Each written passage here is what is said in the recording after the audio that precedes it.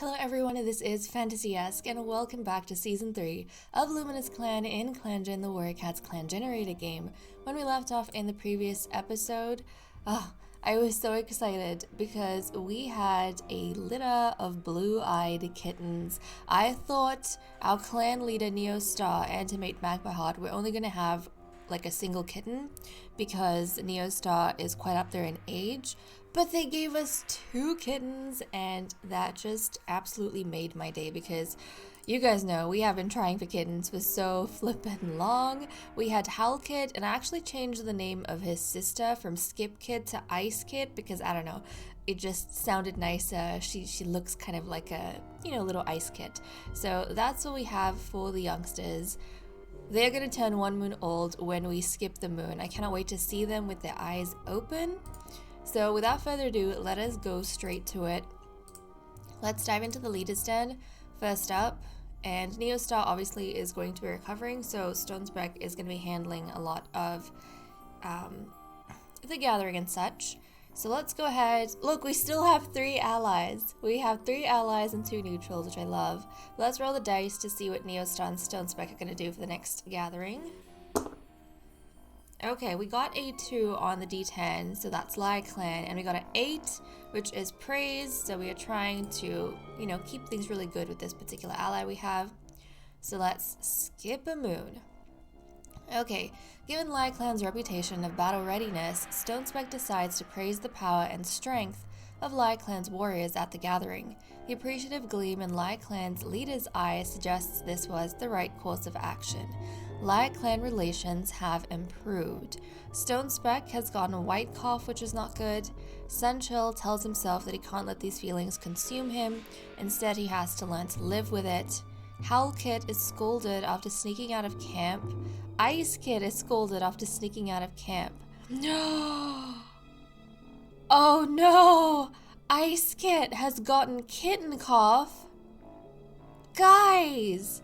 The cats that get Kittencough almost always dies. Like, I've had 2 cases of Kittencough and both have resulted in death. The last time we had Kittencough was, I think, who was it? It wasn't Golden Port. It was, hold on a second. It was the sibling of Tornfin and Daisyquake. They had a sister. Where is she? Where is she? Blue Kit. Blue Kit. She was, I think, 2 moons old? Yeah, and she died from Kittencough. She got Kittencough. Was it at 2 months? And I think she died the following moon? Something like that. Oh my goodness. Yeah, I think that was the case because I remember we never saw her with her eyes open. We were supposed to when she was 1 moon old. No, she got it at 1 moon, and then she passed away at 2 moons. That's right. Oh my goodness, no. Okay, let's take a look at the youngsters though. So we have Howl Kit over here who looks so cute. He looks very adorable with his dark blue eyes and his speckled pelt. Who does he look like?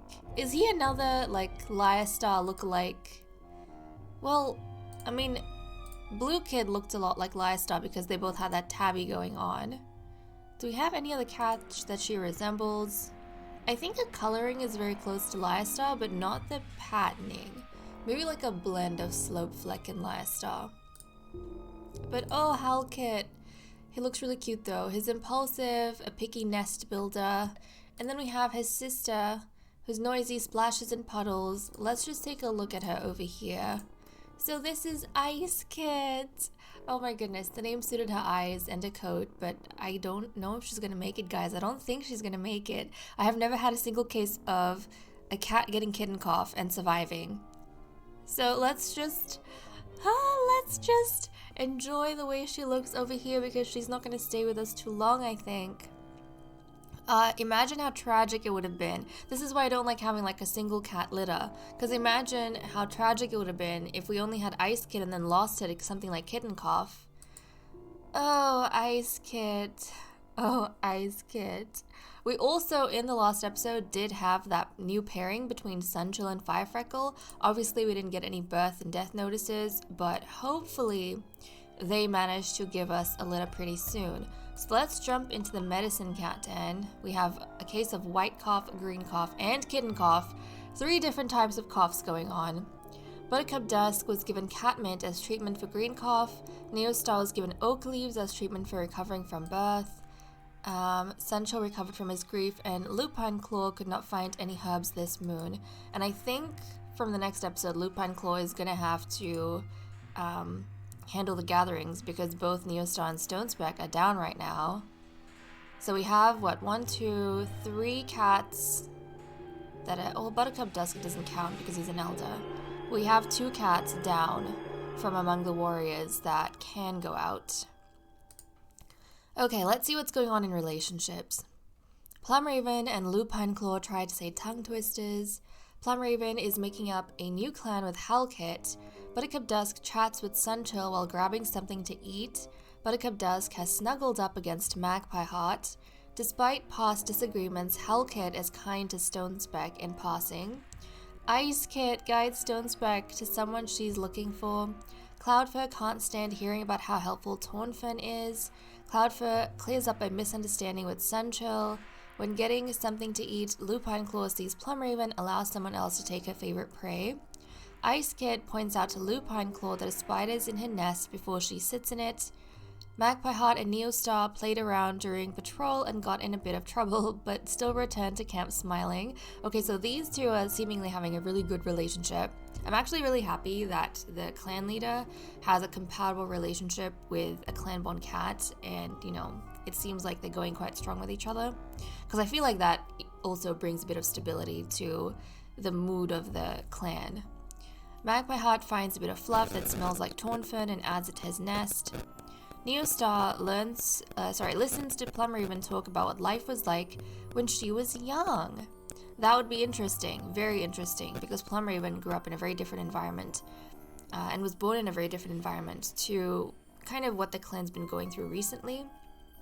Because that was like the, pre-Godzilla Star era, that was the pre-lightless cats coming into the clan era. There were like no outsiders, it was just the founding bloodlines. So I think that would have been quite interesting. Neostar runs into Lupine Claw at the medicine den. They both have a tummy ache from 2 halves of the same prey. Ice Kid mentions that Peppa looks good today. Peppa couldn't imagine how boring things would be without a friend like Lupine Claw. Daisy Quake asks Sunchill to cover his mouth while he coughs, so Sunchill coughs on him out of spite. Sunchill explains what a joke means to Ice Kid. Daisy Quake notices Neostar doing something generous. Daisy Quake bickered about something trivial with Halkit. Tornfin worries the clan trusts Peppa more than her. Tornfin warns Halkit about something on the ground so Halkit doesn't trip. Firefreckle challenged Lupine Claw to spar with her. Firefreckle got a bunch of clan mates up for morning stretches, they didn't like it. Halkit is asking Magpie Heart where kids come from. Ice Kid thinks the clan's ancestors smile upon Daisy Quake, and that's all we have for events. So let me cut the recording here and we'll catch up in the cat list. Okay, let's resume with our cat list. In terms of loyalties, nothing really has changed. The clan is still waiting, biding their time to see how Neostar is going to do in the future. So no one has really, jumped to declare their loyalty to her just yet. Let's go straight to the mediator actually, because we want to see some improvement with Sunchill and Firefreckle. So Magpie Heart, let's grab these 2. So it doesn't seem as though any of the romance has increased, like between them off camera. But we know Sunchill, he is more excited about this match than maybe Firefreckle is. Let's see how they go with this mediation session. Okay, so they both now have kind of the same amount of feelings, although Sunchill has like a smidge more.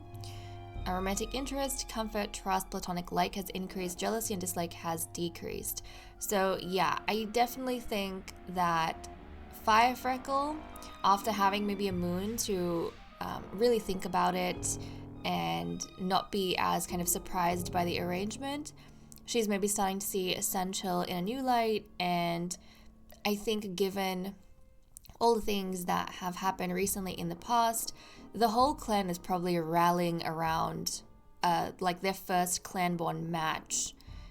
in a generation, you know? So I think they would be very excited around this whole thing, and even Firefreckle, I think, must be getting a streak of that excitement.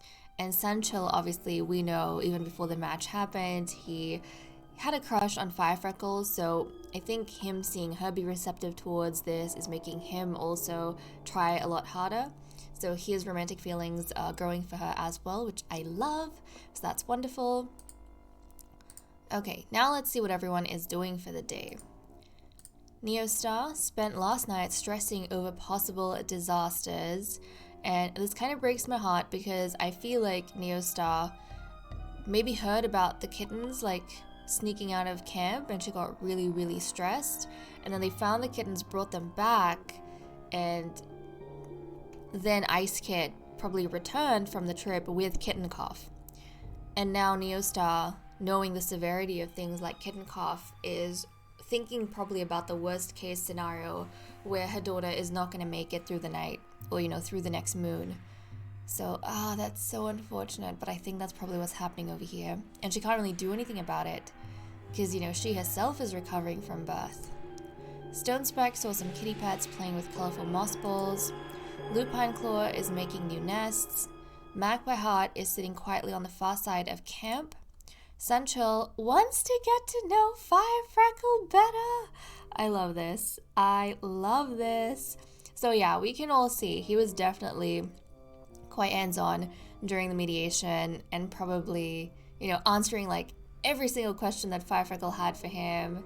Anything she said, I imagine his eyes would have been like wide open and really bright and receptive to everything. Basically wanting to get to know her even more and wanting her to know everything about him. I love it. I love it. And because he's childish, I can kind of see that cute side coming out of Sunchill in Firefreckle's presence. Tornfern daydreams about being a warrior in Tiger Clan. Daisy Quake acted bravely on a recent patrol despite his anxieties. I really love that. He's a nervous cat, and yet he is kind of stepping up because he is noticing around him that they are, you know, very short of warriors. They have relatively a lot of elders that are retired and relying on them to like bring back food and such.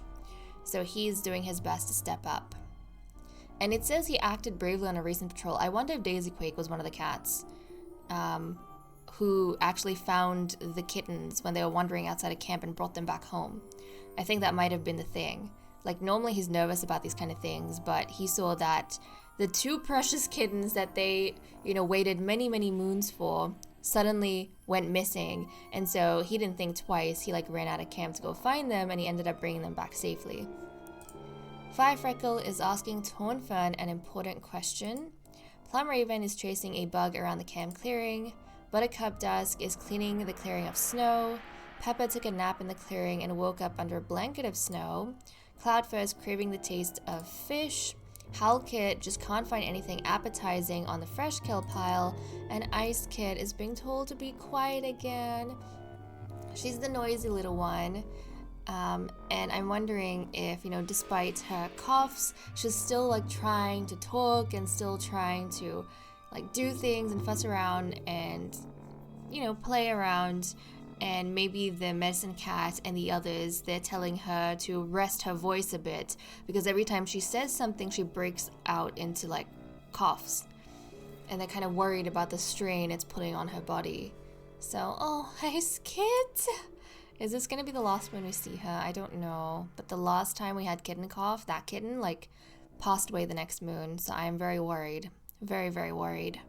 But okay, that's all we have for the cat list. So let us cut the recording and resume with patrols. Okay, let us continue with our patrols. We're gonna send out Lupine Claw first of all to see what she gets up to. Lupine Claw heads out into the territory to stock up on cobwebs, something the clan never seems to have enough of. Proceed. Lupine Claw finds plenty of cobwebs, gently collecting them on the ends of sticks. No cat will have the chance to bleed out, not now, with so many cobwebs to staunch their wounds. Cobwebs were gathered, and let's see, we currently have 37.6 prey, and we need 29. So these guys are gonna go out: Firefreckle, Daisy Quake, Tornfern, and Sunchill. Sunchill suggests this might be a good chance for the cats to practice new fighting techniques. Proceed, Taunfin takes charge and coordinates exercises for the training patrol. Soon cats are practicing trips, twists, and tumbles. So I also like that, Sunchill was the patrol leader here, and he got to spend a little bit of time with his mate Firefreckle, along with, the others. But I imagine that he maybe put together a training session because he wanted to pair up with Firefreckle and train. So I do love that. That's really cute. But that is all we managed to get done today. We got to see the kittens, obviously with their eyes open. We got some bad news. A little bit of sweetness between Sunchill and Firefreckle. But I don't know, guys. I think next episode we might have to get ready to say goodbye to Ice Kit because I don't see how she's going to make it through this deadly sickness of hers. But okay, guys, with that said and done, I'm going to leave off here. Thank you so much for watching. I hope you all enjoyed, and I will see you all next time. Bye-bye.